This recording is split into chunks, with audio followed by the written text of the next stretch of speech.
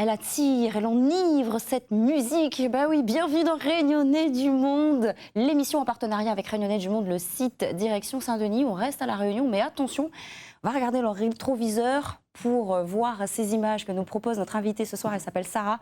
Vous commencez à la connaître. Elle a été 2 ans vivre à Maputo dans le cadre d'un projet international.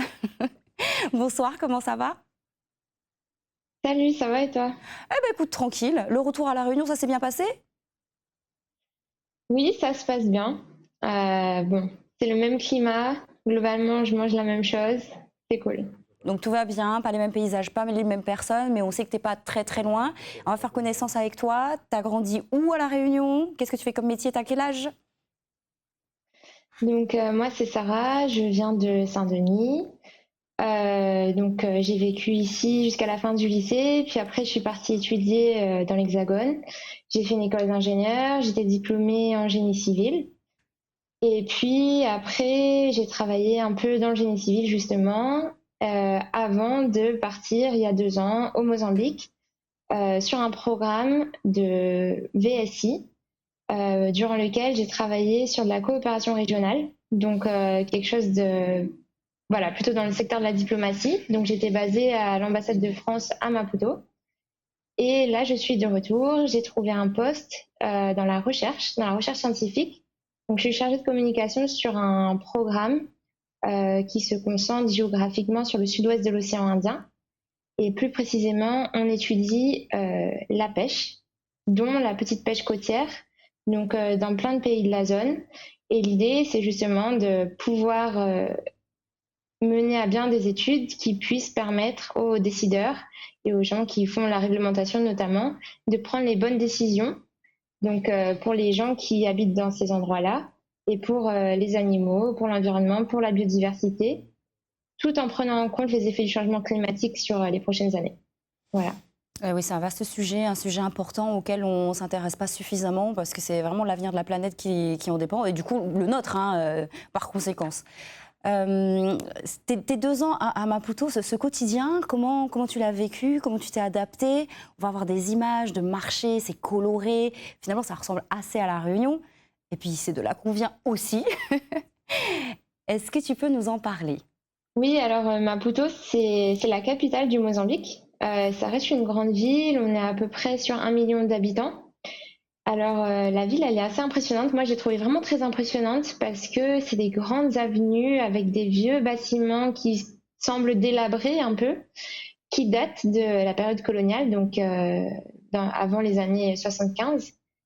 Et c'est une ville qui est vibrante, même si elle a un côté très tranquille, très apaisé. Donc, elle est vraiment impressionnante et puis elle donne sur toute la baie de Maputo. Donc, il y a un côté maritime très, très présent. Et donc, dans cette ville, on retrouve vraiment le côté modernité avec plein de buildings, des grosses voitures. Tout le centre, le cœur du pouvoir mozambicain se trouve dans cette ville. Et tout le côté traditionnel aussi, avec des modes de vie euh, voilà, traditionnels qu'on retrouve. Des vendeurs dans la rue, de fruits, de poissons, de tout et n'importe quoi, et dont de l'artisanat dont on a vu quelques photos précédemment. Justement, Donc j'aimerais c'est qu'on y normal revienne. de marcher dans la rue et de voir des gens tresser des paniers, par exemple. Hmm. Voilà. Ce sont les mêmes techniques qu'on peut retrouver ici à La Réunion? Non, je pense pas. Alors, moi ici, j'avoue, je connais surtout le tressage du Vaqua. Et là-bas, c'est pas le matériau qu'ils travaillent. Donc ça s'apparenterait peut-être plutôt à ce qu'on pourrait trouver à Madagascar. Donc là, c'est une version un peu plus moderne avec du plastique tout coloré. Donc voilà. Après, le prix de vente, il n'est pas le même que ce qu'on peut retrouver ici, hein. Eux, ils le vendent quand même beaucoup moins cher, mais c'est vraiment un beau savoir-faire qu'ils pratiquent voilà, de génération en génération. Et ils ont plein de variantes. Ils mettent de la teinture pour un rendu coloré. Euh, ils font des paniers avec des motifs, toutes sortes de tailles, des tapis, des lampes, ils font tout. Ils savent tout faire, ouais. Le savoir-faire, il est vraiment mis à l'honneur. Et puis, c'est une histoire de transmission de génération. Je vais complètement changer de sujet. Moi, je voulais parler des embouteillages. Il y a une photo, moi, qui m'a choquée. Je ne m'attendais pas à avoir autant de véhicules concentrés sur une même route, parce qu'on n'imagine pas ça, Voilà. en vrai. Donc c'est vrai qu'à La Réunion, il y a un petit peu d'embouteillage, mais voilà, ça n'a rien à voir encore avec ce qu'on peut voir là-bas. Donc ça, c'est une photo que j'ai prise à la frontière. Donc d'une manière générale, on va dire que l'infrastructure, l'infrastructure, elle est ancienne et elle correspond pas vraiment à la réalité de l'usage actuel. Donc voilà, il y a des routes qui sont pas forcément très larges ou pas forcément en bon état et c'est très congestionné avec de plus en plus de véhicules. Et sur les zones de frontières, donc comme là c'est le cas, il y a aussi des camions qui transportent énormément de marchandises entre les différents pays.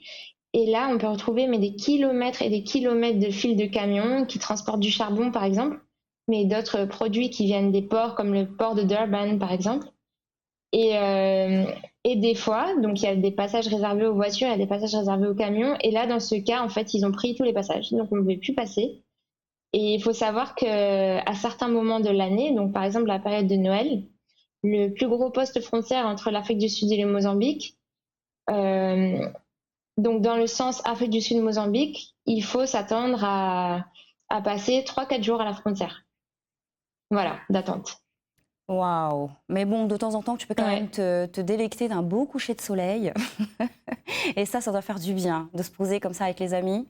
C'était où? Ouais. Donc là, on était en Eswatini, pas très loin de Maputo. Donc ça, c'est vraiment un petit pays enclavé avec des belles montagnes. Et là, on s'était fait un beau week-end. On était partis à 5, on avait fait de la rando, on avait fini sur ce beau coucher de soleil. Mhm. Ça, c'était la soirée d'au revoir de ma colocataire, Esra. Donc voilà, on était vraiment très tristes, mais aussi contents de faire la fête tous ensemble. Donc j'avais plein de groupes d'amis différents. Donc ça, c'est avec un autre groupe d'amis. C'est plus des amis, voilà, sud-américains, un peu un mélange mozambicain, français. Et là, on était partis camper. Donc c'est du camping sauvage sur une plage, sur une dune en fait. Et c'était une belle soirée. Alors ça, j'avais une amie américaine qui habitait sur un rooftop. Et donc, elle avait cet espace incroyable. Et un soir, on allait à une fête. Et la fête s'est finie à 23 heures. Et là, on s'est dit, mais non, c'est pas possible. Donc, on allait chercher le DJ, on allait chercher les techniciens, on leur a dit, vous venez. Et ils sont venus.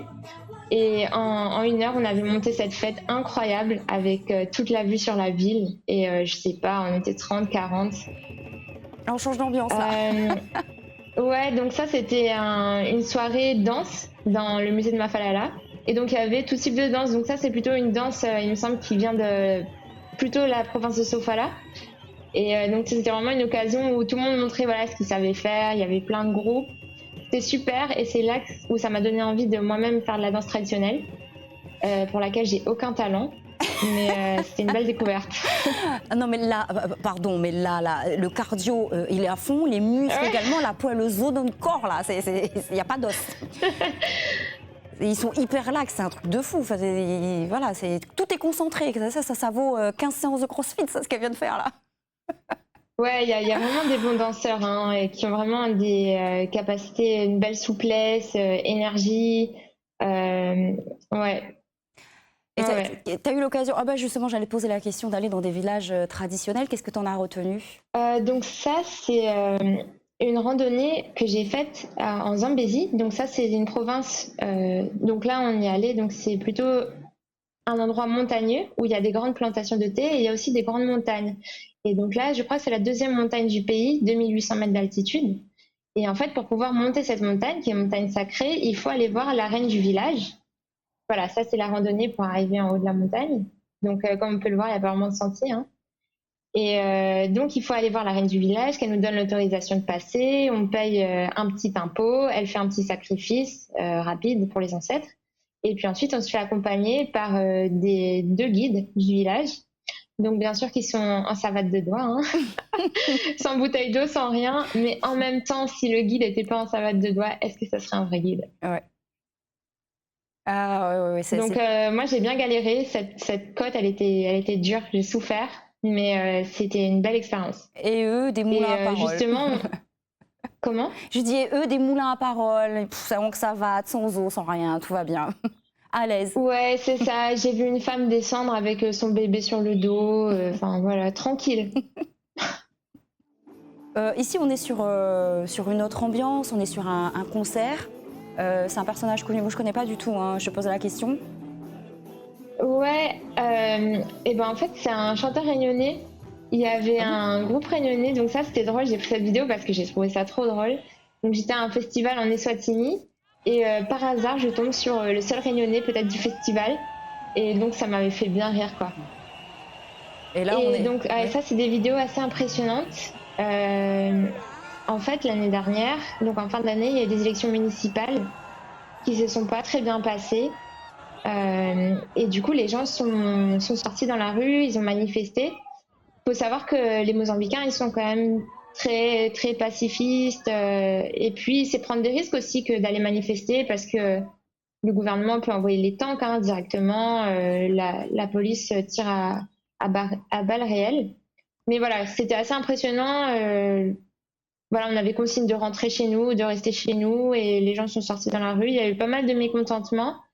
Il y a eu des validations, des annulations, des revalidations, des réannulations d'élections.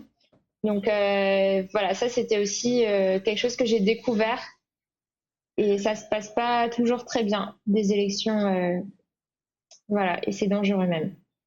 Ah oui, donc ça te donne vraiment un aperçu de comment, à un moment donné, sous une pression, une certaine tension, la population peut réagir. Et puis on a vu une petite vidéo de pêche également, ça nous a fait du bien. Ça a permis d'aérer un peu juste après la manifestation. On arrive à la fin de cette émission. Est-ce que tu aurais un petit message à adresser aux téléspectateurs? Je revois ces images avec beaucoup de nostalgie. Voilà, c'est un pays magnifique avec des belles personnes que j'espère vraiment revoir.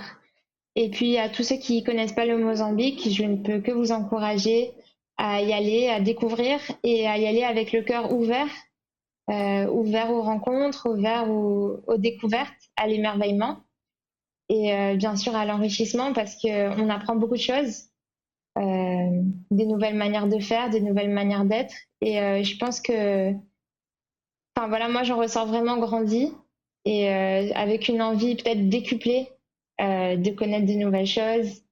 Et ouais, donc voilà. À mon avis, Sarah Laoul est là, reste pas t'es là. Maman, t'es comme un tac-tac, comme diraient les Antillais.